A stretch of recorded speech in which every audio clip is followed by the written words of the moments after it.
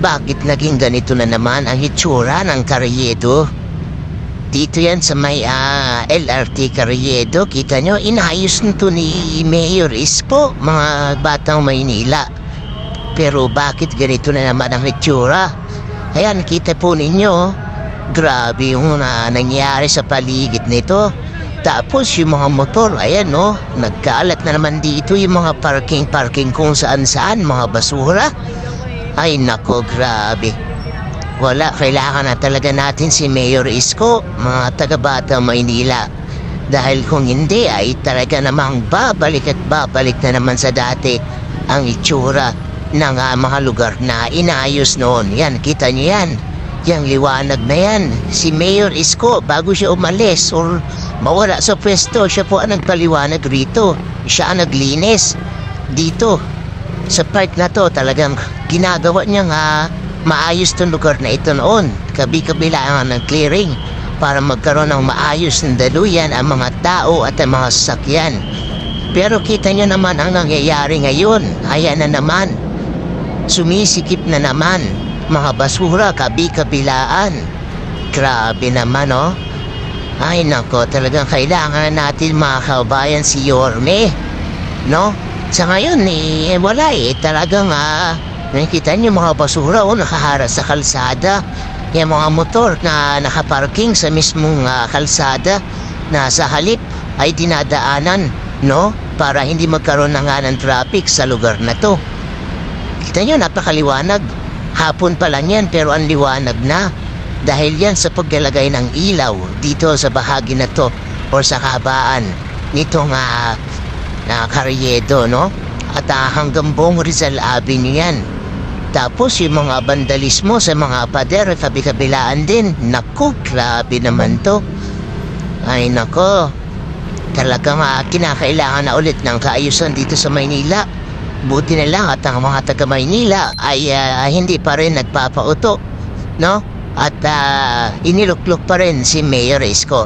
Hayaan ninyo, kapag katuluyan na talagang nakaupo si Mayor Isko sa kanyang pwesto, ay a-action agad yan, no?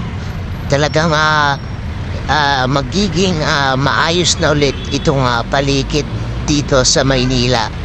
Medyo nakakatakot na ulit, no? Kasi nga, yung paligid talaga nagkalat na naman ang mga, alam niyo na, no? Kaya hindi na ulit panatag ang mga kababayan natin na maglakad-lakad ngayon dito. Buti lang kahit paano maliwanag. Pero yung kaayusan, doon pa rin ay hindi pa rin hindi nawala at talagang napabayaan po ang mga legasiyang iniwan or ginawa ni Mayor Isko, no? Ayan. So, approaching tayo dito, mga kababayan, papunta ng CM Recto.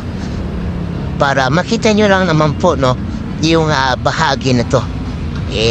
Sobrang busy din ho talaga ng lugar na to. Maraming mga commuters, mga estudyante, mga taong namimili dito sa bahagi na to. Kaya dapat naman talaga ay priority ang maging kaligtasan ng bawat isa. Ayan, medyo madilim na, no? Maliwanag pa rin, pero ang liwanag pa rin talaga ng ilalim dito sa may LRT1 station dito sa bahaging ito papunta ng Rizal Avenue. Yan yung isa talaga sa mga ginawa ni Yorme Isko na palinawin, pailawin at paliwanagin ang mga kalye ng Maynila. Okay, dito tayo sa may CM Recto. Bali, kakanan tayo dito. Approaching, papunta tayo dito sa may papuntang Quiapo na po to, mga kababayan. Dito tayo naman sa may Recto Station LRT. Mapapansin ninyo ay medyo maluwag po, no, ngayong hapon na to dito. Yung mga kababayan natin na yan dito na naglalakad sa may kalsada. Bakit kaya?